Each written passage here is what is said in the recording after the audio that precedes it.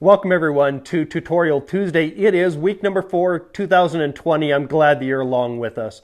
We have quite a few questions on tap, not quite a few. We got like a dozen questions on tap already, so I want to get right into those, but I have a couple of announcements. Announcement number 1, if you haven't heard already, swipe over and check out the Small Business Roundup podcast that my wife Jo and I started up. Tomorrow we release a new one with a special guest, so subscribe, check that out, swipe. Announcement number 2, just a repeat of last week. I have a new workshop, September 4th through the 6th, out on the DX Ranch with Jen Zeller, aka the South Dakota Cowgirl. You'll want to check that out, swipe over, go take a look at it. This is the 3rd year in a row that I'll be doing a workshop out on the DX Ranch. Now, this is a real magical place, and I want you to join with us. I have quite a few people that are interested, and we almost have this halfway full, so you'll want to get in soon. Let's get into your questions. Favorite zoom lens? That's a really good question. So I have 2 that I use primarily. Number 1 is my 70-200. That by far is my workhorse, but my favorite, my most creative, that really pushes me out of my comfort zone, my 16-35, hands down. Ah yes, white balance. This is one of those things that people tend to forget, especially I did in the beginning. I would just let it go auto white balance, and I'd feel like I had a different picture every time I looked at the series of pictures that I took. Now, when I'm outside and I'm doing portraits with and without flash, my white balance is typically set to a cloudy white balance. That creates a warmer image, almost like what you see in this video right here. But when I go inside, when we move indoors and we're faced with the different lighting challenges that we find, whether that be at tungsten lighting or fluorescent lighting or something like that, you're going to have to set your white balance to a different temperature. And I'll show you an example.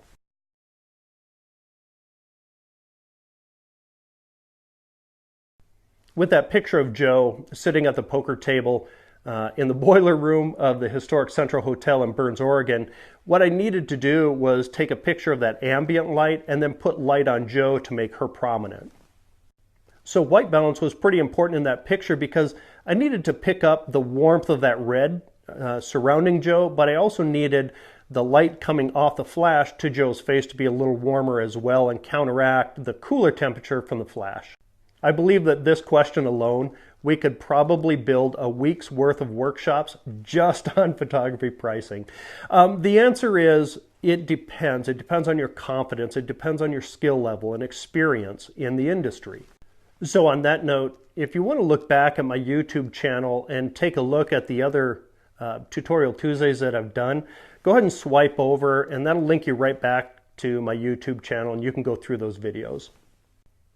Now, I'll tell you straight away that probably the most important thing to pricing in photography is your confidence. If you don't have confidence in supporting the prices that you're charging, I guarantee you, you're not going to book clients and they're going to walk all over you.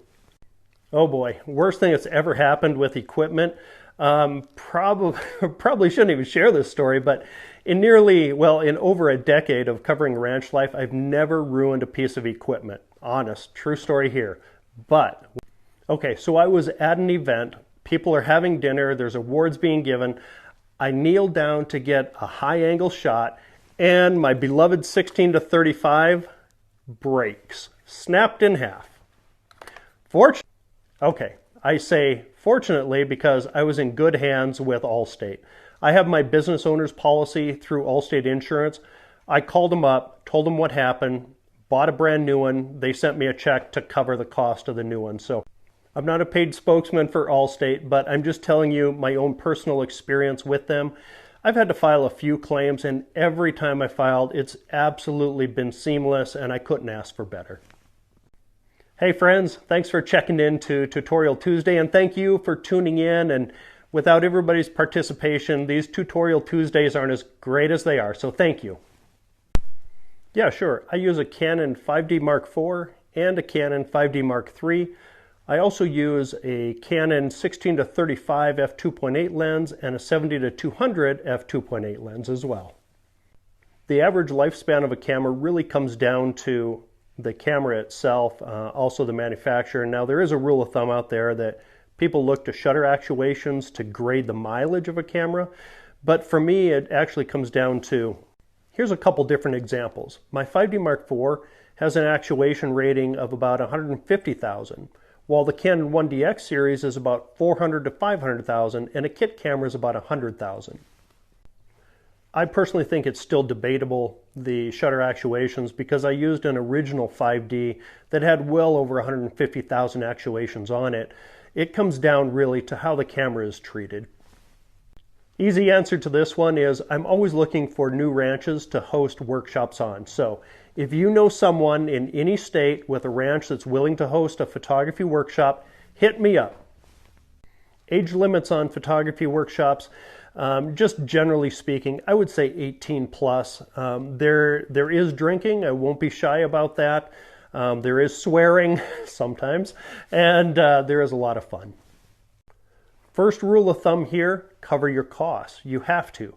If it costs you $5 to get a print made and you only charge $3, you're losing $2. So make sure you're covering your fixed costs, number one. Number two, cover your expenses. So not only do you have your fixed costs, but you got to calculate in how much it costs you to get there. You got to pay for gas, you got rent, you got insurance, you got websites and business cards and things like that. Number three, you also have to factor in your time and labor. So how much are you going to make? This doesn't include marking up for a profit either. So figure out how much you want to make on an hourly wage and then add that in as well. I have two computers. One, my workstation is a Dell. That's where all of my external hard drives are. That's where all my major editing happens. And then I also have a MacBook Pro that I take on the road with me. Thoughts here, yeah, there's off-camera or there's off-brand lenses that you can buy and save yourself a little money, and in some cases they're very, very good. I've used some, but they're not my go-to. Really good question here. What you'll find, especially in portrait photographers' bags, is they're going to have what's called CTG and CTO gels in their bag, and those do a couple different things. What those gels do for us is they balance out some of the lighting that we find ourselves in. So if I'm doing a portrait in, let's say, a business setting where there's fluorescent lighting, those CTGs can work out really well. On the other hand, the CTOs, or the color temperature orange, tend to balance out a tungsten environment where there's more orange and warm lighting, and we can match that warmth on our subject as well. On the creative side of it, outside of the technical, where we're trying to balance that light out, we can have fun with it. We can add in some reds, some blues, some greens, and things like that, and really make a pop. So let's take a look at that.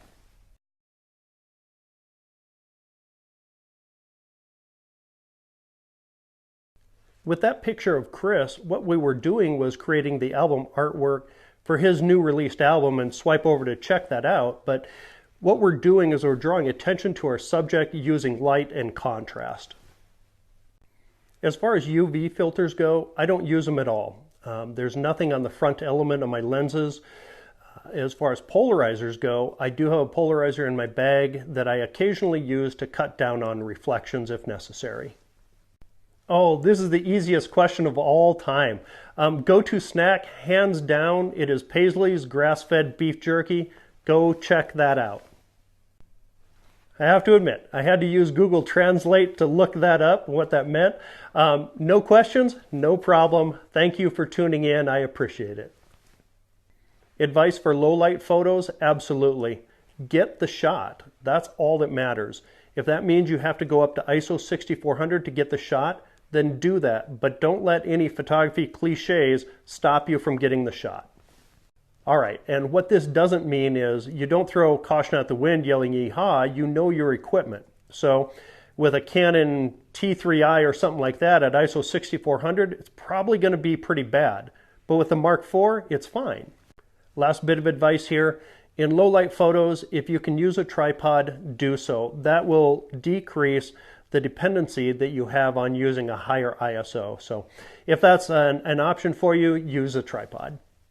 Okay, finishing up this week's Tutorial Tuesday with some software questions. I use a combination of Lightroom, Photoshop, and then some plugins, two specifically, Nik Effects by DxO and Alien Skin, so check those out. Hey Kay, The only thing that I've ever used, especially for video coming off of my 5Ds, is Adobe Premiere, and that comes in the package. I think you pay $50 for all the apps.